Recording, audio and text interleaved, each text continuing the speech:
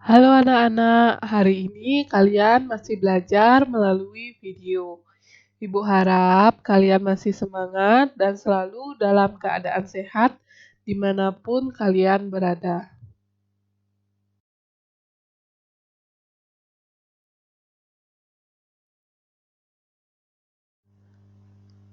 Hari ini kalian masih belajar di tema 2, menyayangi tumbuhan dan hewan.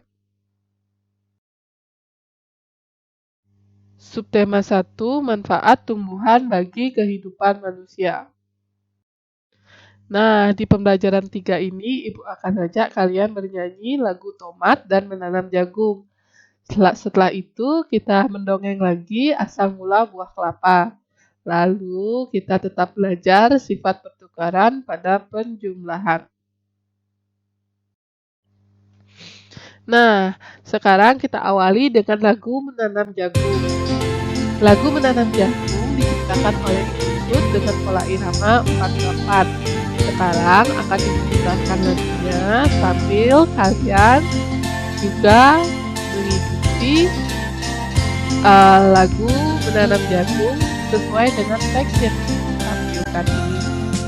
Ayo kawan, kita bersama menanam jagung di kebun kita. Ambil cangkulmu, ambil pangkurmu, kita bekerja tak jemu-jemu. Cangkul, cangkul, cangkul yang dalam, tanahnya longgar, jagungku tanam. Beri pupuk supaya subur, tanamkan benih dengan teratur. Jagungnya besar, lebat buahnya, tentu berguna bagi semua. Cangkul, cangkul, aku gembira menanam jagung di kebun kita.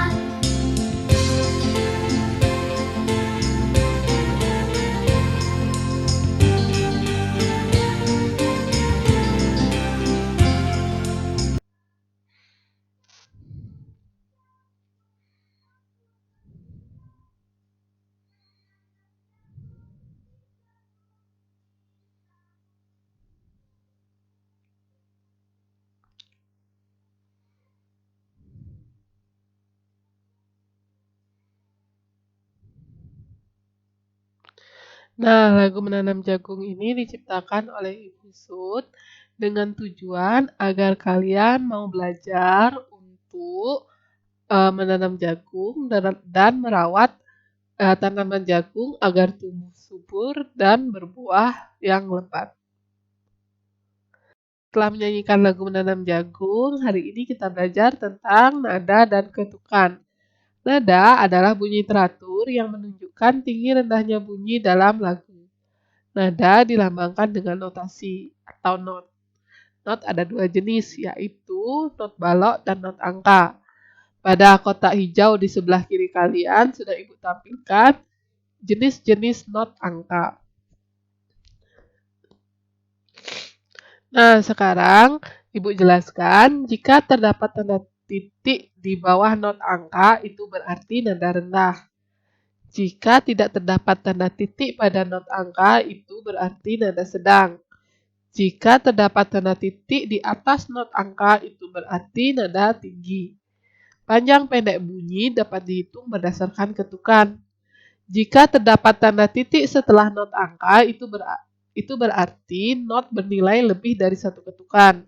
Seperti yang Ibu lingkari, nada do memiliki satu tanda titik setelah nada do-nya. Berarti nada do bernilai 2 ketukan. Tetapi jika setelah nada do terdapat 2 tanda titik, maka nada do bernilai 3 ketukan. Selanjutnya, jika terdapat tanda garis memanjang di atas 2 atau lebih not angka, berarti 2 not tersebut bernilai 1 ketukan. Contohnya seperti yang Ibu lingkari ini, terdapat dua nadare yang berisi garis memanjang di atas notnya. Sehingga kedua nadare ini memiliki nilai 1 ketukan jika masing-masingnya bernilai setengah ketukan. Kalian sudah paham kan mengenai nada dan ketukan? Sekarang Ibu dengarkan lagu Tomat ini. Kalian bisa mengikuti sambil mendengarkan lagu yang ada Ibu pula putarkan. yang tua, yang muda hijau, yang tua merah. Tomat, tomat, tomat, itulah namanya, buah tomat berguna. Tomat, tomat, tomat, itulah namanya, buah tomat berguna.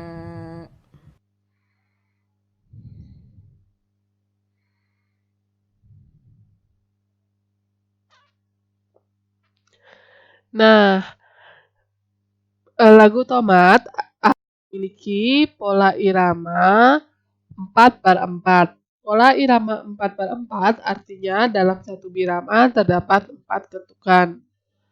Ketukan pertama pada pola irama 4/4 dinyanyikan dengan kuat, sedangkan ketukan kedua, ketiga, dan keempat dinyanyikan dengan lemah.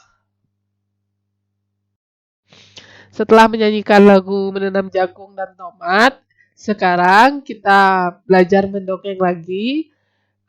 Dongengnya ini ada di buku tema 2 kalian, halaman 21 dan 22. Judul dongengnya adalah Asal Mula Buah Kelapa. Kalian bisa membaca dongeng yang ada di buku kalian sambil mendengarkan dongeng yang sama yang Ibu bacakan sekarang. Asal mula buah kelapa. Seorang laki-laki mendaki gunung yang tinggi. Ia mengunjungi penyihir sakti.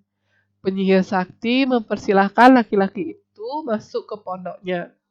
Wahai penyihir sakti, ada sesuatu yang ingin kumohon darimu, kata laki-laki itu sambil menunduk dengan hormat. Aku ingin diberi sesuatu olehmu, agar aku menjadi seseorang yang sangat berguna bagi setiap orang. Permintaanmu cukup bagus, sahut penyihir sakti. Ia mengeluarkan sebuah kotak hijau yang kecil. Dia berkata, kau boleh membukanya jika kau sudah tiba di rumah. Laki-laki itu menerima kotak hijau tersebut dengan perasaan gembira. Setelah mengucapkan terima kasih, dia berjalan menuruni gunung. Di tengah perjalanan, dia tergoda untuk membuka kotak hijau itu. Ia ingin melihat apa isinya, namun ia tidak jadi membukanya saat ingat pada pesan penyihir sakti.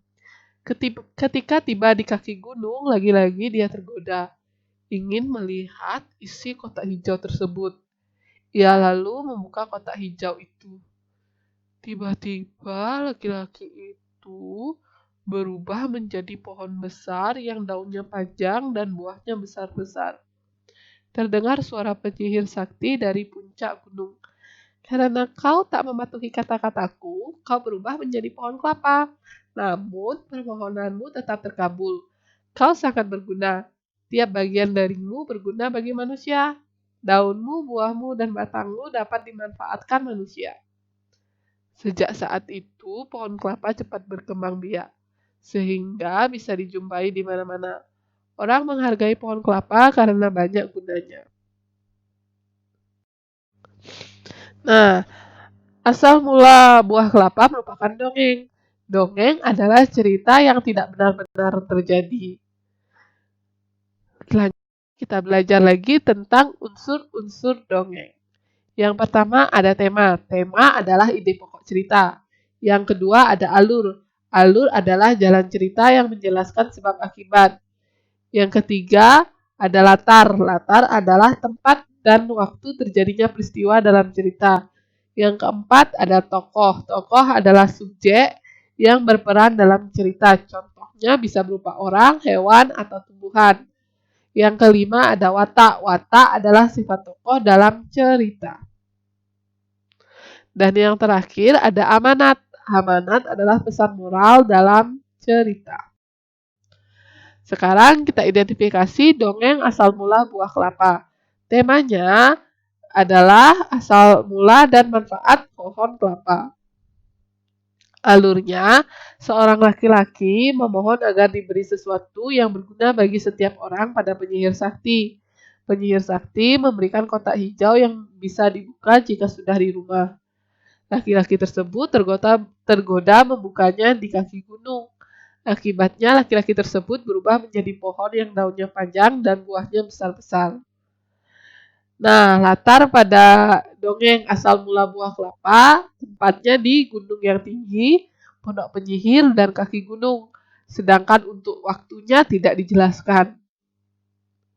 Tokohnya yaitu laki-laki dan penyihir.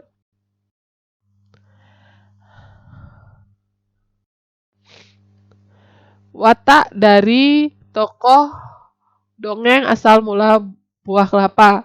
Laki-laki kurang baik karena tidak bisa bersabar mengikuti petunjuk yang diberikan oleh penyihir sakti, yaitu membuka kotak hijau itu seketika sudah sampai di rumah. Selanjutnya penyihir baik karena sudah memenuhi keinginan laki-laki itu, walaupun laki-laki itu melanggar persyaratan yang sudah ia berikan. Selanjutnya yang keenam amanat.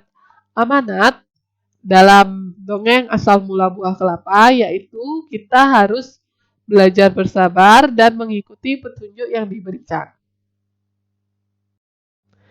Nah, setelah mengidentifikasi dongeng asal mula buah kelapa, sekarang Ibu ajak kalian mengenal jenis-jenis dongeng. Yang pertama ada fabel. Fabel adalah dongeng yang menceritakan kehidupan atau perilaku manusia yang tokohnya diperankan oleh hewan. Contohnya cerita si kancil dan buaya. Yang kedua legenda. Legenda adalah dongeng yang menceritakan asal-usul suatu benda atau tempat. Contohnya adalah asal mula buah kelapa. Yang ketiga mite. Mite adalah cerita tentang hal-hal gaib. Contohnya adalah cerita Nyi Roro Kidul. Yang keempat sage. Sage adalah cerita tentang sikap keberanian, kepahlawanan, dan kesaktian. Contohnya adalah cerita Cium Wanara. Nah, setelah mengetahui dongeng, di kelasnya Dayu mengunjungi pamannya, seorang petani kelapa. Dayu melihat panen kelapa di kebun pamannya. Terdapat banyak mobil truk akan mengangkut buah kelapa ke kota. Seorang pekerja menghitung buah kelapa di truk pertama sebanyak 425 butir. Seorang pekerja di truk kedua menghitung ada 590 butir buah kelapa.